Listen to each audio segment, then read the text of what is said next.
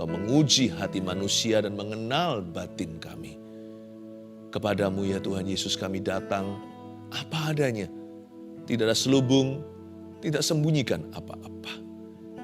Ajari kami mengikut-Mu dalam ketulusan, dalam kesucian, dalam kebenaran. Orang yang suci hatinya akan melihat Tuhan. Kami ingin melihat Tuhan nyata dalam doa kami dan dalam hidup kami sehari-hari. Sampaikan sabda-Mu, berita firman-Mu, celikan mata hati kami. Kami terima pengajaran dari Roh Kudus. Sembunyikan hamba-Mu di balik salib Kristus. Dalam nama Yesus. Amin. Puji Tuhan. Langsung kita ke Alkitab. Kita akan membaca hari ini topik yang saya angkat tentang ketulusan. Judulnya berkat orang yang tulus.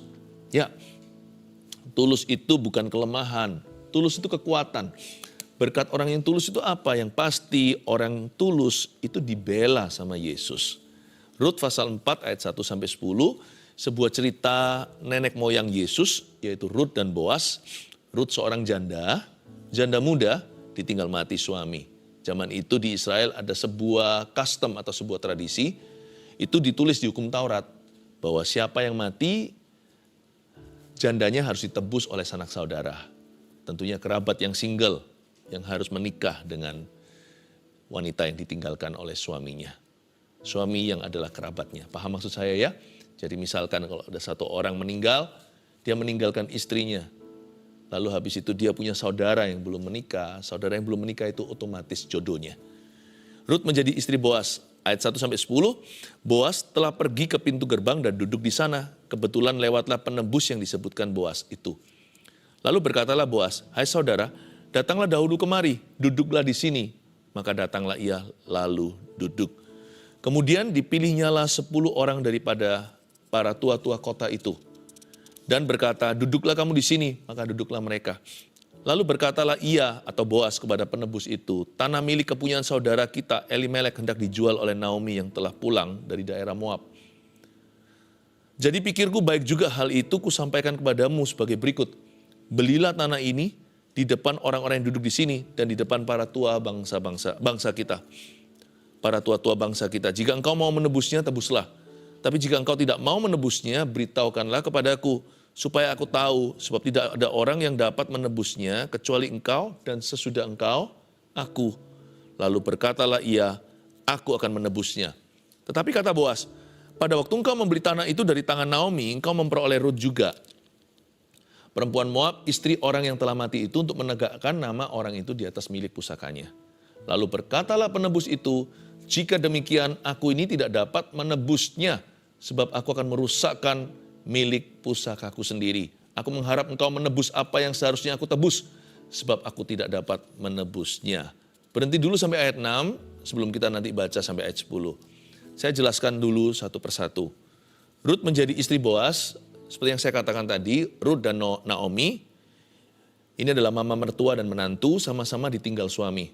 Ditinggal mati, dua-dua jadi janda, satu janda tua, satu janda muda.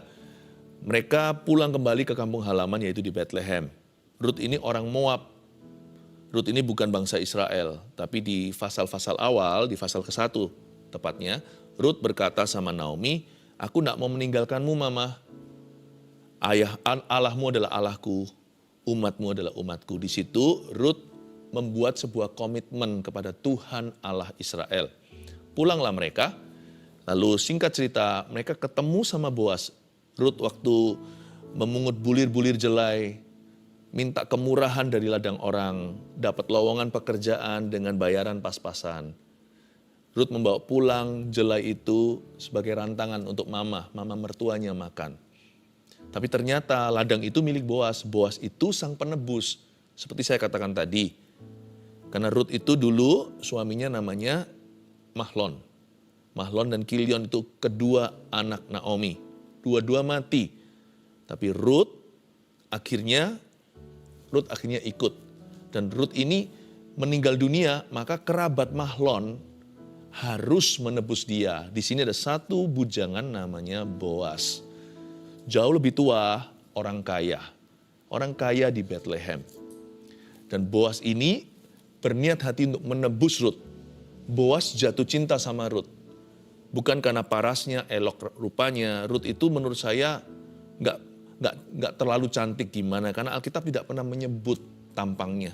Alkitab menyebut dengan jujur kalau orang itu mukanya, jikalau orang itu cantik, Alkitab juga menyebutnya. Jikalau orang itu tampan, Alkitab ini sangat jujur. Tapi Rut tidak pernah disinggung tentang penampilan. Boaz tertarik sama Rut karena karakternya. She was a noble woman. Dia seorang wanita yang berhati mulia dan bijaksana. Singkat cerita, mereka jatuh cinta. Tapi Boaz tidak bisa semerta-merta langsung meminang dia karena Boaz bukanlah antrian nomor 1. Masih ada yang lebih berhak menebus Rut. Tapi orang ini tidak disebut namanya di pasal 4. Di seluruh kitab Rut juga anonimus, tidak tertulis. Orang ini siapa, namanya siapa, marganya. Karena orang ini tidak mau menebus Rut, dia tidak diberikan sebuah kemuliaan, namanya tidak diingat di Israel. Orang ini mau cuci tangan lah, lepas tanggung jawab. Tapi puji Tuhan, Boaz justru senang karena Boaz berniat, bertekad untuk menikahi Rut. Karena Boaz sangat mengaguminya. Sekarang kita lihat approach atau pendekatan Boaz. Dari sini kita belajar bagaimana jadi orang yang tulus di hadapan Allah. Boaz telah pergi ke pintu gerbang dan duduk di sana. Lihat itu ya. Kalau mau masuk itu dari pintu depan. Jangan lompat dari jendela.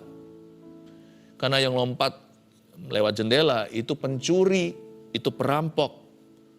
Masuk itu selalu harus dari pintu yang sah. Pakai cara yang legal. Karena pintu gerbang zaman dulu itu tidak lain adalah balai kota atau city hall. Di mana orang-orang membawa urusannya di situ lalu dilegalisir. Memang caranya masih cara purbakala, nggak seperti hari ini. Materainya beda, tetapi zaman dulu sudah ada tatanannya, dari dulu sudah ada santunnya bagaimana caranya kita itu mengesahkan sebuah deal atau bagaimana kita itu membuat sesuatu itu jadi sah, jadi legal ya. Boaz telah pergi ke pintu gerbang. Kebetulan lewatlah penebus yang disebut Boaz itu, lalu berkatalah Boaz, "Hai saudara, datanglah dahulu kemari. Duduklah di sini." Maka datanglah ia, lalu duduk. Lihat itu ya, orang kalau niat baik itu pasti terang-terangan. Tidak mungkin dia bergerilya di dalam kegelapan. Dia pasti bawa segala sesuatu dalam terang. Tidak main curi-curi, tidak menusuk dari belakang, tidak pakai cara ular. Boaz pergi ke pintu gerbang, langsung bawa perkaranya ke balai kota di hadapan para tua-tua. Luar biasa, tulus itu jujur. Tulus itu fair. Tulus itu adil. Jangan kita ngaku tulus kalau belum apa-apa sudah menempuh jalan pinggiran. Belum apa-apa sudah ada agenda rahasia. Tulus itu apa adanya. Tapi apakah tulus itu kebodohan? Wah, Pastor Philip kalau tulus ya saya tulus dibodohin orang, ditipu, dibully. Enggak loh. Kita lihat dulu ayat 2 ya. Kemudian dipilihnya lah oleh Boaz 10 orang dari para tua-tua kota itu. Dan berkata, "Duduklah kamu di sini," maka duduklah mereka. Boaz yang pilih. Tulus itu nggak sama dengan naif atau innocent.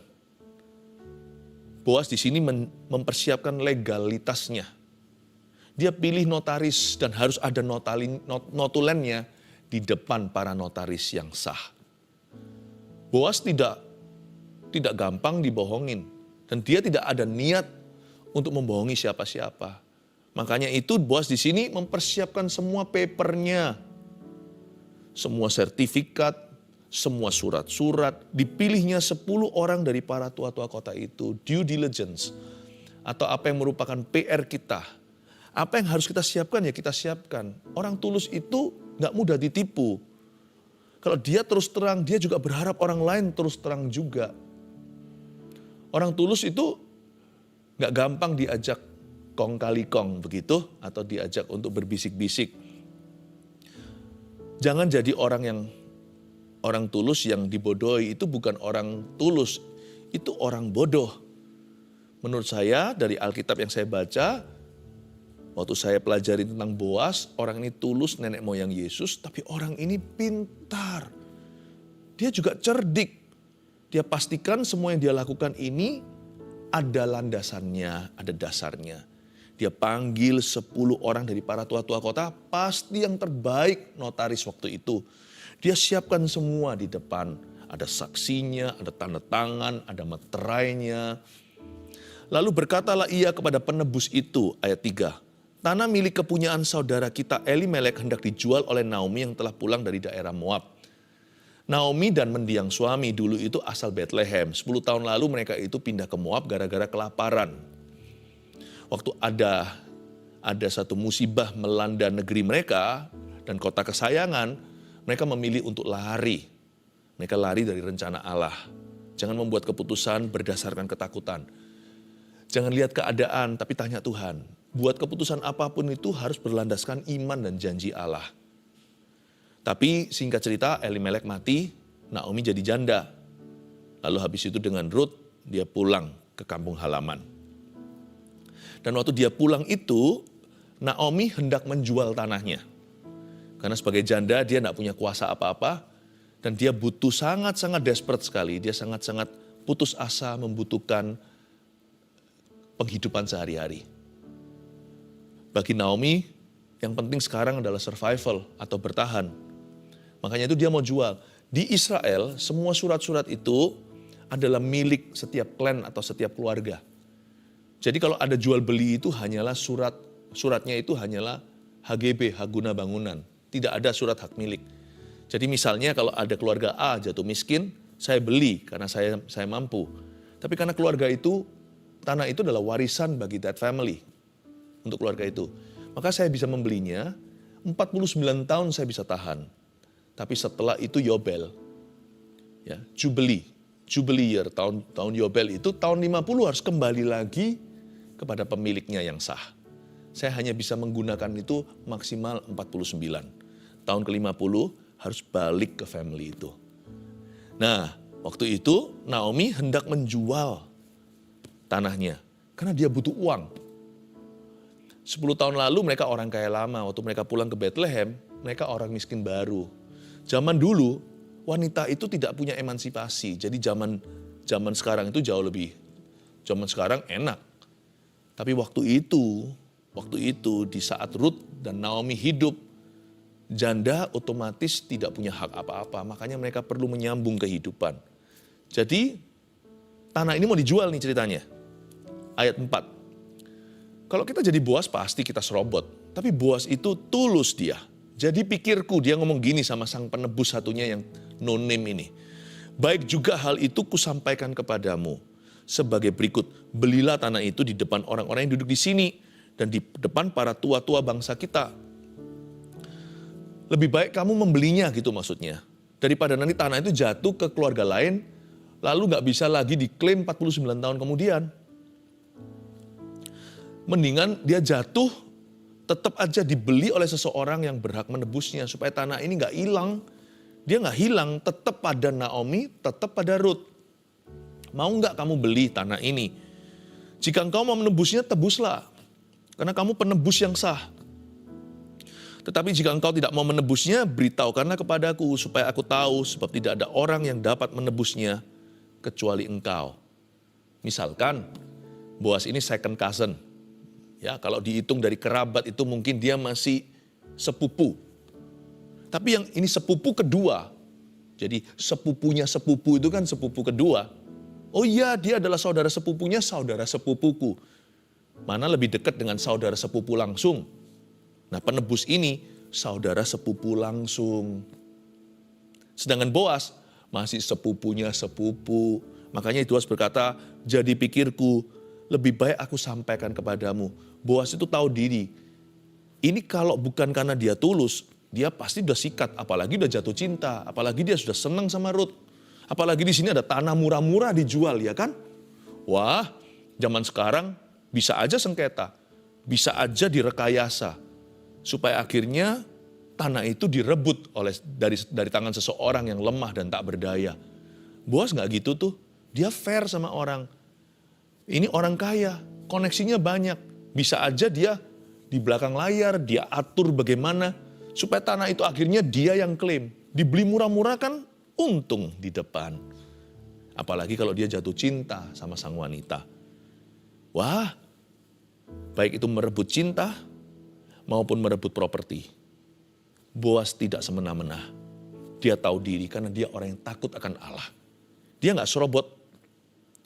Dia hargai hak orang lain. Dia antri. Apapun resikonya, dia pokoknya antri. Dia tahu dalam inden-indenan ini, ya, dia bukanlah antrian nomor 1 atau yang pertama. Masih ada satu orang di depannya. Jadi saya percaya dia dilema malam itu, pasti setan menggoda. Udahlah, orang itu toh nggak tahu. Ambil aja, sikat. Tapi Boas berkata gini, aku bisa cerdik seperti ular sekarang. Tapi kalau aku nggak tulus dulu, berarti aku tidak benar di hadapan Tuhan. Cerdik itu tidak dipakai untuk meniadakan ketulusan. Cerdik itu dipakai untuk menegakkan ketulusan. Orang tulus tidak harus kalah. Tapi sebelum cerdik, tulus dulu di hadapan Yesus. Jadi pikirku, luar biasa ayat 4. Baik juga hal itu kusampaikan kepadamu. Pasti dia mikir semalam. Pasti setan lewat berkata, udahlah ambil aja Rut. Gak usah permisi dulu sama yang lebih berhak, yang langsung sepupu. Ambil aja, sekalian tanahnya, murah-murah itu. Kalau itu menjadi hak milikmu kan luar biasa. Mau dikontrakkan kek atau mau dijual lagi lain kali. Biar nanti keluarga lain bisa guna bangunan, terserah. Atau mau kongsian atau mau kerjasama dengan orang. Kamu bisa kelola tuh properti. Saya yakin Boas ini, nenek moyangnya Tuhan Yesus, berkata pada setan malam itu, enyah kau. Tidak baik mencobai Tuhan. Tidak baik. Jadi pikirku baik juga hal itu kusampaikan kepadamu. Tapi saya yakin Boasnya deg-degan. Pasti dia tegang. Gimana kalau sang penebus ternyata punya uang. Dibeli tuh tanah murah-murah. Waduh, tahu gitu saya serobot ya. Enggak boleh halalkan segala cara. Meskipun Boas tahu resikonya tinggi. Apalagi kehilangan jantung hatinya. Dia sudah jatuh cinta nih sama Rut. Kalau sampai penebus itu beli tanahnya, itu satu paket. Berarti dapat jandanya. Paham maksud saya, keluarga Saat Teduh tercinta. Nggak cuma beli tanahnya, itu menebus tanah berarti juga menebus pemiliknya. Karena ini bukan bicara tentang transaksi properti. Ini bicara tentang melanjutkan untuk bisa, ini bicara tentang mengayomi janda kerabatnya. Dan meneruskan nama keluarganya. Wah, Boas ngomong begini dengan segala resiko. Jadi orang jujur memang bisa merugi. Tapi Boas tetap berprinsip. Jadi orang itu jangan aji mumpung. Tetap harus punya prinsip yang tegas. Kita hidup itu bukan berdasarkan kebetulan. Orang kalau kebetulan itu bisa halalkan segala cara. Kapan lagi ya kan? Tapi kalau orang hidup berdasarkan atau berlandaskan kebenaran, dia tidak akan gampang-gampang kompromi. Atau bahkan dia nggak akan kompromi sama sekali, itu lebih tepatnya. Karena dia harus lihat dulu kebenarannya. Ini nggak benar ini, kalau aku begini aku kan jadi orang yang salah di hadapan Tuhanku. Bisa aku kaya, tapi halalkan segala cara, semua jalan menuju ke Roma. Buat apa saya kaya memperoleh seluruh dunia tapi kehilangan nyawa saya atau perkenanan Allah? Nggak boleh. Makanya itu Boas berkata, jadi pikirku baik juga hal itu kusampaikan kepadamu, bla bla bla, sampai ayat keempat yang akhir-akhir dikatakan, sebab tidak ada orang yang dapat menebusnya kecuali engkau dan sesudah engkau, baru aku. Lalu berkatalah ia, wah si penebus itu yang sepupu satu, lalu berkatalah ia, aku akan menebusnya. Pasti saya tahu anjloklah hatinya Rut, Naomi dan Boas sekalian. Waduh, lemas mereka. Di situ adakah penyesalan di hati seorang tulus gara-gara jujur dia merugi sebuah kesempatan emas di depan. Padahal dia dengan mudah bisa serobot, gak ada orang tahu. Boas yang hubungi orang ini. Orang ini toh juga tidak ada koneksi dengan Rut. Cuek, acuh tak acuh. Tapi Boas waktu antri dia berdoa, Tuhan izinkan sekalipun orang itu lebih berhak, aku lebih mau Tuhan. Aku mau Rut. Bukan tanahnya. Boas ini sudah juragan tanah. Pikirannya bukan ke harta. dia cinta dengan seorang wanita yang hari ini available to marry. Hari ini sah di hadapan Tuhan, seseorang bisa menikah dengannya. Malah justru mulia di masyarakat Israel saat itu siapa yang mau menebus janda kerabatnya. Karena berarti orang yang menebusnya itu tidak akan, nanti anak-anak dari keturunannya tidak akan masuk ke kakaknya, tidak akan masuk ke surat keluarganya. Tapi anak pertama harus pakai marga dan nama daripada suami yang meninggal. Ini pengorbanan. Ini enggak manis-manis buat Boas. Ini berarti anak sulungnya bukan milik Boas nanti sama Rut ini. Miliknya almarhum Mahlon. Jadi orang yang mau menebusnya itu berarti berhati besar. Tetapi kata Boas ayat 5, pada waktu engkau membeli tanah itu dari tangan Naomi, engkau memperoleh Rut juga, perempuan Moab, istri orang yang telah mati itu, untuk menegakkan nama orang itu atas milik pusakanya. Ya kan, tadi yang saya jelaskan. Berarti bukan hanya menikahi jandanya, anak mereka nanti kemudian dianggap sebagai anak almarhum suaminya. Jadi bukan anaknya Boas. Dan Boas tahu itu titik lemah. Mana ada sih laki-laki yang anak sulungnya dinamakan, akan dikasih nama-nama saudaranya, apalagi kerabatnya. Enggak lah, kalau setiap laki-laki pasti mau anak sulungnya itulah permulaan kegagahan perkasaanku dalam hidup ini. Inilah keturunanku, kita ingin banggakan. Wah, mirip siapa? Mirip papa. Misalnya kalau anak pertamanya, anak sulungnya adalah seorang putra, apalagi perempuan pun juga sama, wah akan dimanja. Boas tahu titik lemah itu. Makanya Boas ini bukan hanya tulus, tapi dia juga pintar. Tulus dulu seperti merpati, baru cerdik seperti ular.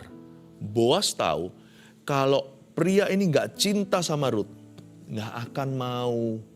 Makanya itu pertama-tama Boas lindungi Rut dulu yang ditawarkan tanah.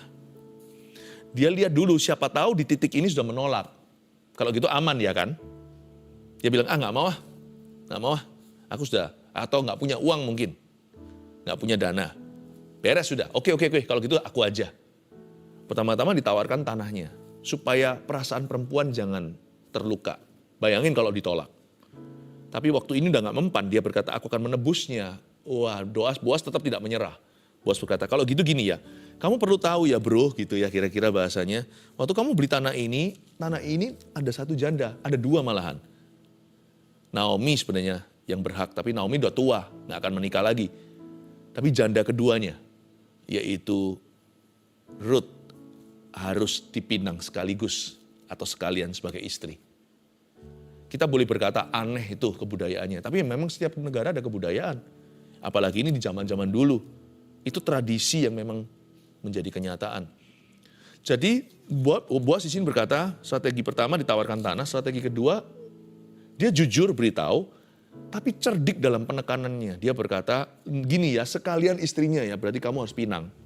Dan nanti anak kalian berikutnya dari pernikahan ini tidak menjadi anakmu, tapi menjadi anak almarhum Mahlon. Wah, mundurlah langsung orang itu, karena Boas tahu, kalau nggak cinta nggak akan mau. Dia tahulah kebanggaan laki-laki pada anak sulungnya. Lalu berkatalah penebus itu, jika demikian aku tidak dapat menebusnya, sebab aku akan merusakkan milik pusakaku sendiri, ya kan?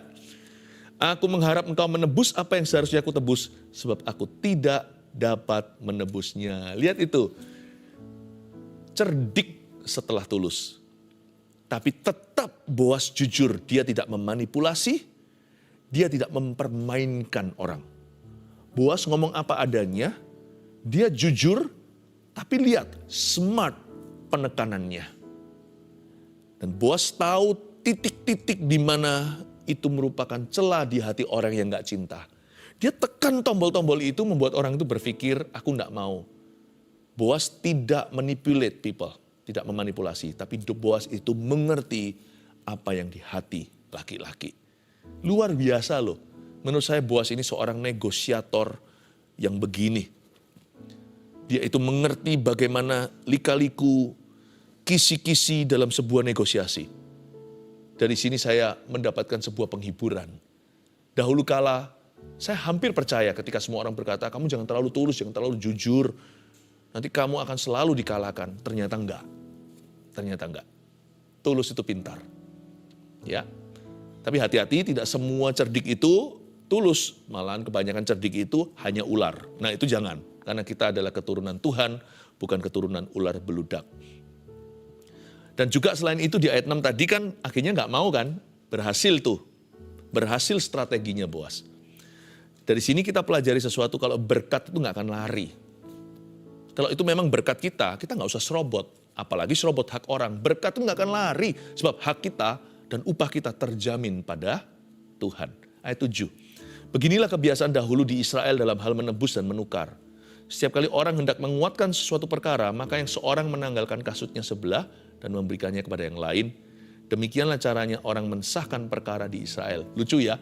Kalau sekarang kan pakai materai, di depan notaris, tanda tangan lah. Lalu nanti difoto, oke ini pada hari apa tanggalnya dicatat, dinotulenkan. Tapi zaman dulu enggak. Kebiasaan dahulu itu adalah mereka ambil salah satu sepatu. Jadi sepatu orang itu dulu bukan seperti sekarang ini. Buatannya massal atau pabrik. Sepatu dulu itu dijahit. Size-nya, jahitannya, jadi kelihatan. Seperti kalung yang dipecah jadi dua. Satu dipegangkan seseorang, nanti kalau ketemu retakannya bisa klop. Sepatu juga sama, sepatu dikasih, jadi itu disimpan, suatu hari tidak ada gugatan. Apa-apa, ini loh sepatunya orang ini. Sepatunya orang ini. Berarti orang ini sudah menyerahkannya, bahwa orang ini sudah menyetujui. Memang lucu, tapi itulah kenyataannya dahulu. Begini kebiasaan dahulu di Israel. Tapi ada sesuatu yang tidak ditulis di ayat 7. Kalau kita baca di hukum Taurat, bukan hanya itu. Kalau yang menebus nggak mau, ini bukan hanya notarisan. Kalau yang menebus tidak mau, padahal itu tanggung jawabnya dia. Supaya apa? Supaya yang mati itu kerabatnya tidak akan sampai tidak punya keturunan. Supaya namanya itu dipelihara. Supaya sampai seterusnya masih ada marganya. Tapi orang yang menolak biasanya dihina. Gak hanya sepatunya diambil, tapi orang itu juga harus diludahi oleh perempuan. Perempuan yang dia tolak untuk menebusnya. Harus begitu. Tetapi ini gak terjadi di kasus Boas. Ayat 8, lalu penebus itu berkata kepada Boas, engkau saja yang membelinya dan ditanggalkannya lah kasutnya. Kalau hukum Taurat, orang itu harus diludahi juga. Ya ini adalah customnya Timur Tengah. Tapi ini gak terjadi, kenapa? Karena Boas itu gak gitu. Orang tulus itu baik hati, catat ini. Orang tulus itu minimalis kalau soal menuntut dan membalas. Pintarnya bukan dipakai untuk menjatuhkan, pandainya dipakai untuk memelihara. Kalau bicara soal apa yang fair untuk dirinya, ya sudahlah, asal Tuhan sudah beserta sama dia, itu dia gak akan menuntut apa-apa. Tanpa harus meludahi dalam kasus Boas. Kemudian berkatalah Boas kepada para tua-tua dan kepada semua orang di situ, ayat 9, kamulah pada hari ini menjadi saksi bahwa segala milik Elimelek dan segala milik Kilion dan Mahlon aku beli dari tangan Naomi. Juga Rut, perempuan Moab itu, istri Mahlon, aku peroleh menjadi istriku. Wow, haleluya. Untuk menegakkan nama orang yang telah mati itu di atas milik pusakanya. Supaya Mahlon tetap punya, namanya itu masih ada di dunia. Demikianlah nama orang itu tidak akan lenyap dari antara saudara-saudaranya dan dari antara warga kota. Kamulah pada hari ini menjadi saksi. Tapi disinilah plot twistnya. Kalau kita lihat sinetron itu, kalau sutradaranya pintar ya, bisa saja endingnya nggak terduga loh. Kita nggak prediksi bakalan begitu. Yang kita kira orang baik ternyata itu adalah musuh. Ternyata yang kita orang jahat ternyata dia berubah. Plot twist ya. Plot twistnya di sini. Rut mungkin bukanlah menantu tua, menantu pertama. Rut jelas-jelas menantu kedua. Di pasal pertama dikatakan, Naomi punya dua menantu. Yang pertama namanya Orpah. Orpah itu meninggalkan dia tengah jalan, bye-bye mama. Tetapi Rut itu yang ikut sama Naomi tanpa tahu masa depannya. Justru ya, anehnya di sini, yang tulus, yang berakhir bagus. Orpah hitung-hitungan, untungnya apa aku? Tapi Rut gak peduli untungnya apa, dia buat komitmen sama Yesus di perjanjian lama. Malah justru yang berakhir menikahi orang terkaya di Bethlehem. Orpa masih mungkin mengembara, bahkan merana. Sebagai seorang janda nggak gampang lah, siapa mau tebus dia. Ini hukum Taurat Israel, Moab ada apa? Yang hidupnya enak siapa akhirnya? Ini yang nggak mikirkan keuntungan.